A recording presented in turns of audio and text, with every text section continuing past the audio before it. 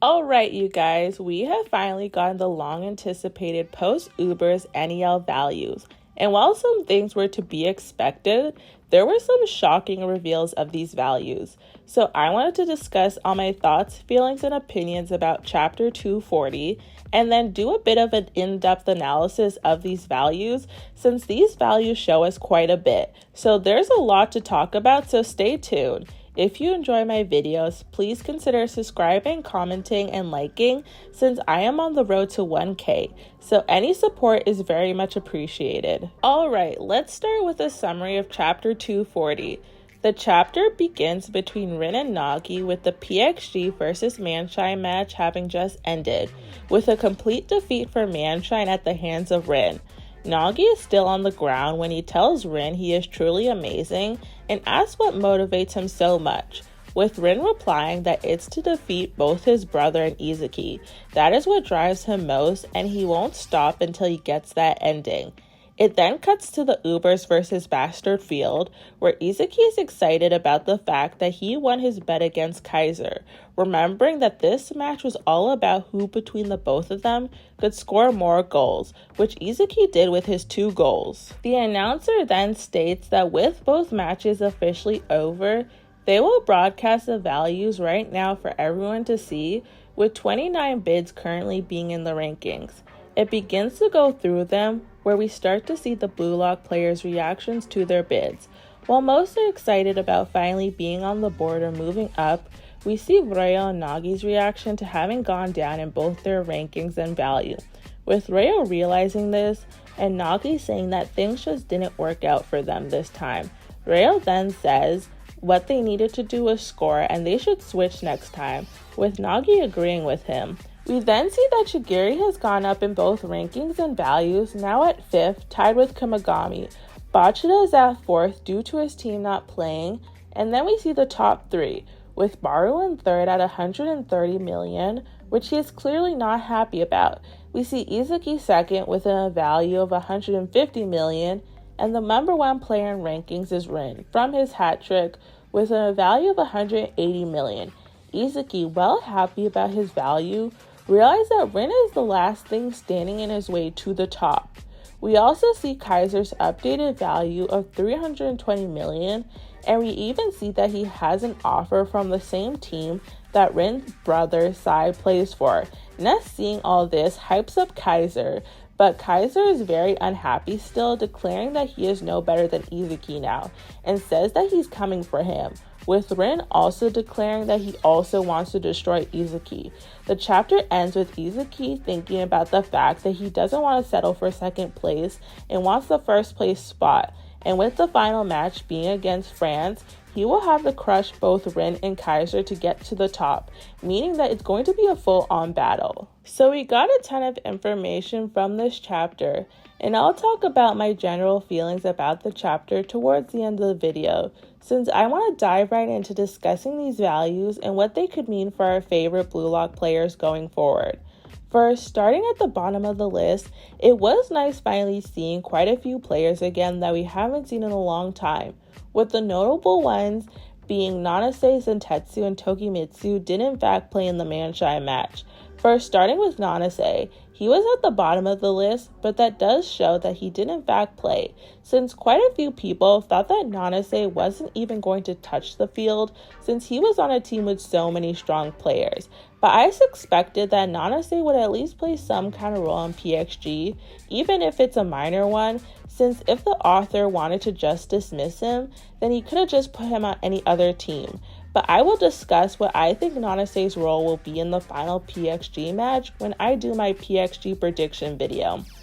Next for Zentetsu, we see he thinks his value is low, which could mean one of two things. Either he's just oblivious to how he performed, since a big trait of Zentetsu is the fact that he isn't the brightest, but considering that he is a good player, he could have thought that he performed well in the match and deserves something higher. So I am also interested in seeing how much Zentetsu will develop before the final match. Among the three of them, Tokimitsu was able to hit the double digits at 10 million, meaning he performed the best out of the three of them. But it was nice to finally see the three of them, since there was worry in the community that they might not get the chance to play, and that wouldn't be great since they're all interesting characters. Now towards the middle of the values, it's mostly made up of the Ubers players, which makes sense since while the Uber players weren't bad in this match, there was no one on the team that was a standout besides Baru to significantly jump. Since with Hiyori having only played one game and only the last portion of the game, he was able to jump up to the 18th spot with a value of 20 million, tying with Sendo.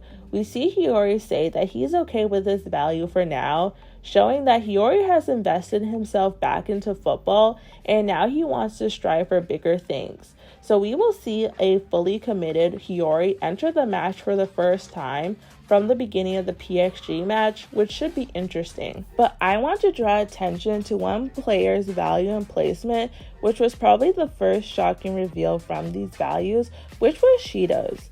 After seeing Rin score his hat trick, there were a lot of people wondering what happened to Shidou, since the Shidou that we know wouldn't have just let Rin get a hat trick like that. Because of this, there were people speculating that Shidou didn't even play in this match and he was on the bench. But his value finally shows the truth, which is that Shidou did indeed play in this match, since his value went up by 5 million. And it's highly unlikely that he would have gotten a boost in his value from the bench. But this brings up more questions than answers them, since why did Shidou get such a small boost in his value?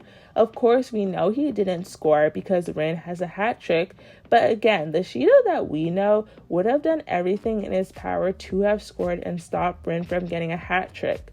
So even if he didn't score, I can't imagine that Shidou was so lackluster that he only got a 5 million boost. Since if there's one thing that Shidou hates, it's playing football in a boring way.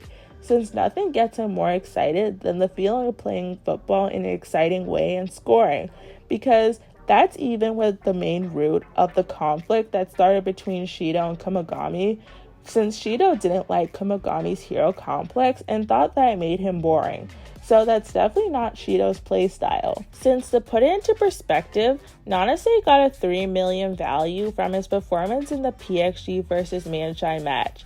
That means these values are saying that Shidou only performed slightly better than Nanase did in this match, which just wouldn't make sense for someone who is considered the second best player in Blue Lock. So I'm starting to think that while Shidou was not benched from since the beginning of the match, what could have happened was that Shidou started to play, but maybe due to being annoyed with Rin or having a conflict with someone else on the PXG or Munchen team, Shidou got a red card or was possibly taken off the field by Loki himself for his behavior. So while he did get a small value for his performance at the beginning of the match, he didn't get any higher since he was taken off early. Since Shidou was noticeably absent from both the previous chapter and this chapter, with us not even seeing his reaction to his value, while we did get other PXG players' reactions, such as Zentetsu's and Nanase's. So it's interesting that the author wouldn't show Shidou's reaction, or even show him at all, unless he was no longer even in the room, having left being so upset that he was taken off the field so early into the game. So let me know what you think about this. Is there a chance that Shidou was taken off early, which would explain his low boost? Or do you think Shidou played the whole time, but his performance just wasn't exciting, so he didn't get much of a boost because of that? It does seem that Shidou is mirroring Kunigami like Rin is mirroring Izaki, since Rin and Izaki both had major boosts, while Shidou and Kunigami both weren't able to score in their matches or have a major impact, which resulted in a very small value boost for the both of them. I guess we will just have to wait to see and figure out what is going on with Shidou. I'll also note that Karasu is towards the middle, being under Shidou. I think many people were hoping that Karasu would be bumped up to the top 10 to start hyping up his return, but I'm sure the author is probably waiting to show Karasu's true growth in the PXG match, so we will just have to wait for that. Now let's move on to the top 10, where we saw the next shocking reveal, which was Nagi is now at a value of 43 million and at the 7th spot. I talked in depth about Nagi failing in my previous video, but even I was shocked by how much Nagi dropped, since for one, I wasn't 100% sure players' values could even go down, so I thought Nagi would just get a very tiny boost, but the fact that Nagi's value dropped down more than half means that Nagi didn't just not score, but he must have performed horribly in this match for so many investors to have pulled their money from Nagi like that.